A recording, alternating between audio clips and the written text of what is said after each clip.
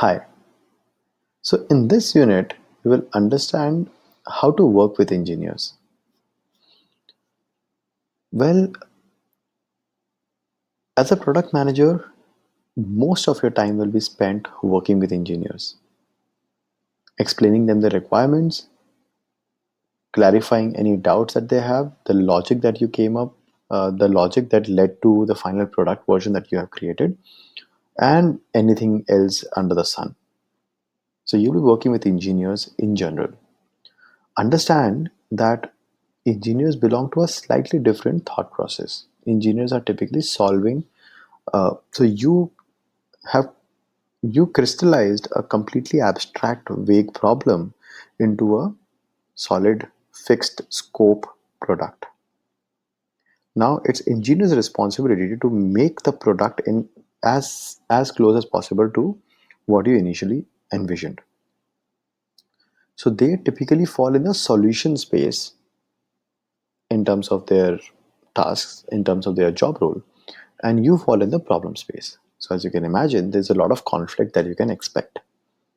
The engineers might believe that no, this is not the smartest way to do it. They might believe that no, this is we can do it in a much better way. Um, just that it is going to take another 1 week, and they might not be very impressed when you say that no, we do not have 1 week, and it's okay to use a slightly to compromise slightly and numerous other conflicts that typically come up. As a product manager, it's your responsibility to explain the reasoning uh, behind your requirement of finishing it in 1 week itself, or any such conflicts that come up. Typically, like I said earlier, the only reason why conflicts emerge is because the expectations have not been set, or the expectations were assumed. If you remove the assumptions and if you make it dead clear that why do you want it, what's the logic behind what you're doing, and the data behind your decisions, engineers um are very accepting and very rational when this happens.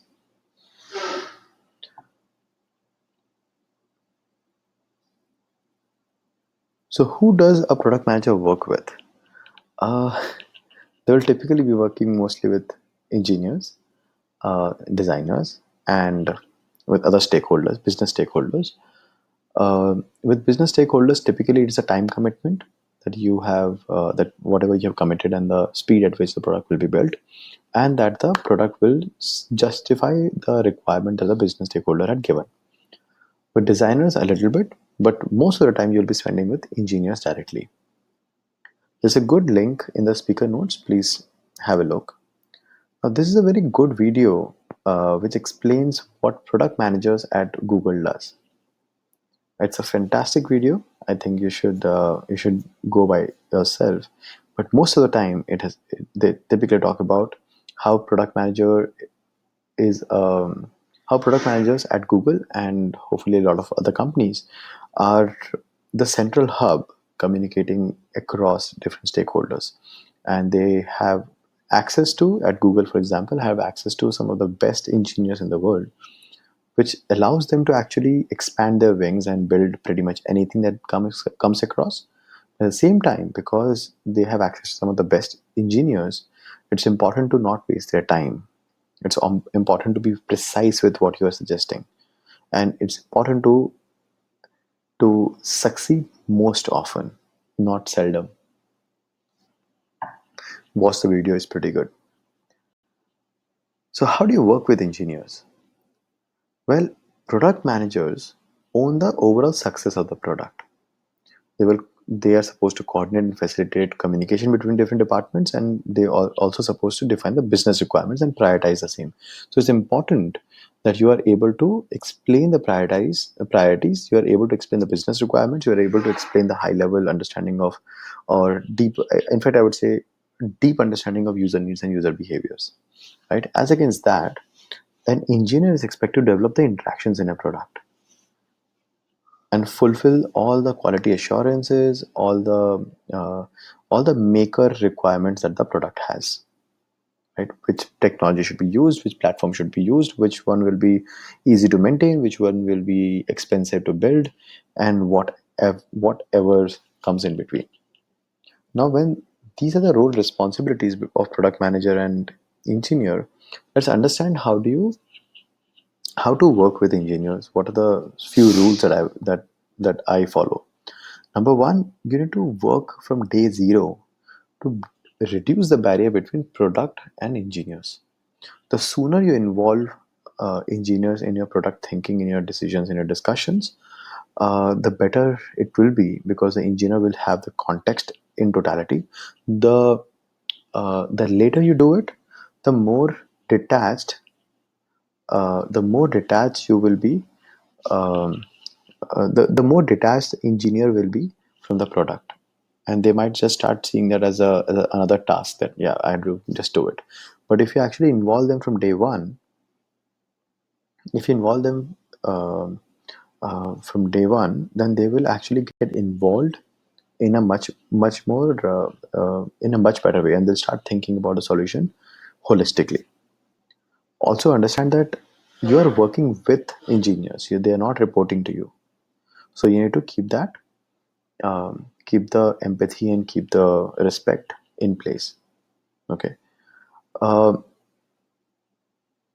Most importantly, I think when it comes to working with engineers or designers, understand that all of you are in the same boat, which is the product team. All of you belong to the same boat, and it's your responsibility, all of yours responsibility, to build the product out. Yes, it is utopian to think like that, because there will be conflicts, there will be differences in a highly ambitious, highly creative team. And that is where your responsibility of being the mature big brother kind of comes in, to make sure that the team is bonded together and they're working together. Next, it's important to show your team that you can lead, that you're not going to become bossy, or you're not micromanaging anyone, or you're not stepping on anybody's toes. So when you when you're leading somebody, how do you indicate that? You indicate that by showing your ownership, self-discipline. You are speaking up on behalf of your team, so you need to make sure that you're representing them really well. You're listening to your team, you're making corrections, you're taking actions when they're suggesting something, you're making decisions, you're making sure that the team is moving forward, right? Keep things very, very transparent with your team, and especially with engineers, that what is happening, what is not happening. Because what starts happening is, typically, um,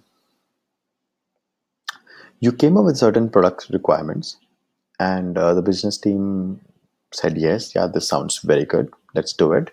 And you went ahead and you thought that, okay, this is pretty much solid, let's go and start building it.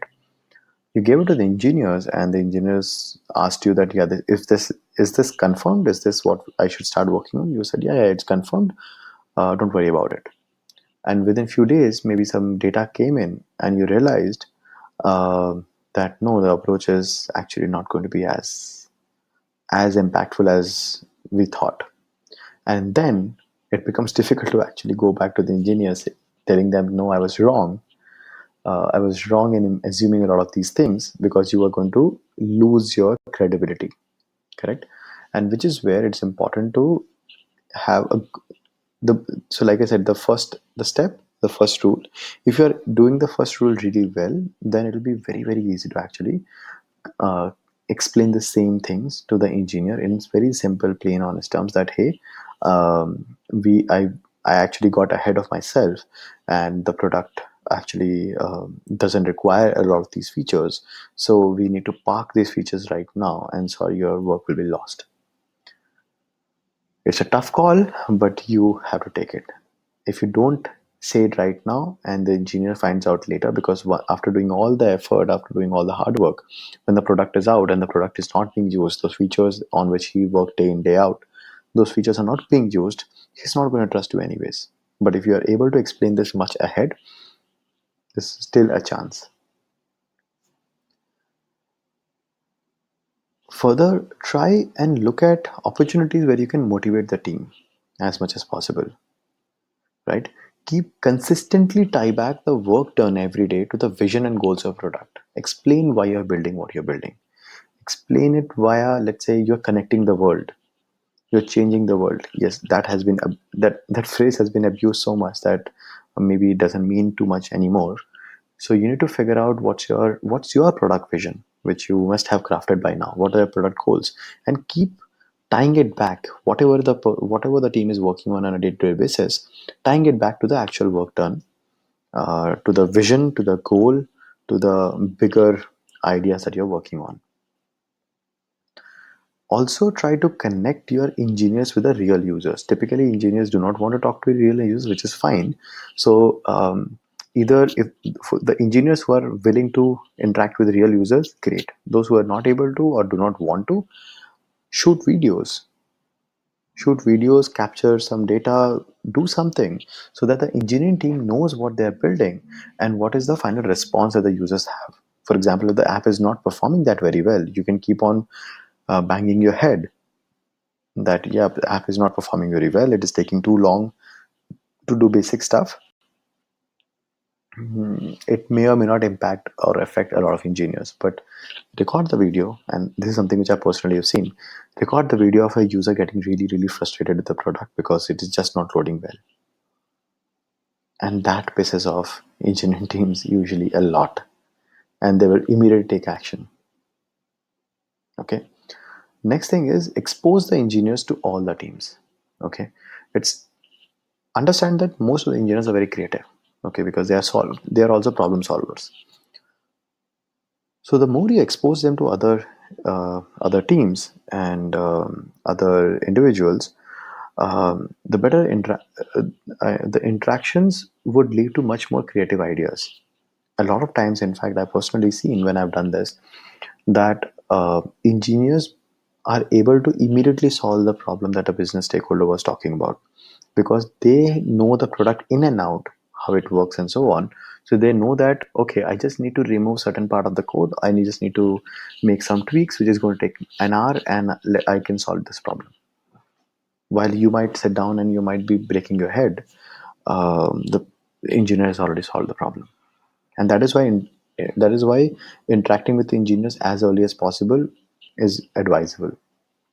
And lastly, and I would say the golden rule, always explain why. Never say do this to for me or what we are working on. Always start with why, then jump into what we are working on. Okay, and when they ask you multiple whys, do not get pissed off, answer them. So in this video, Square has created a careers video of what engineers do. Watch this video to understand what engineers believe inspires them, what motivates them, why are they doing what they're doing, and understanding this motivation behind what they work on, what is the thinking, will help you communicate with them in a much better way.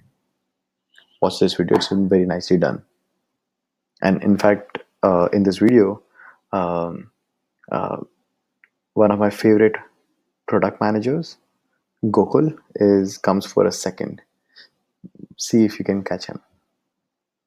So to conclude, working with engineers is a lot of fun. Okay, and they are also creative people. They are very, very amazing at problem solving because that is what they do day in, day out.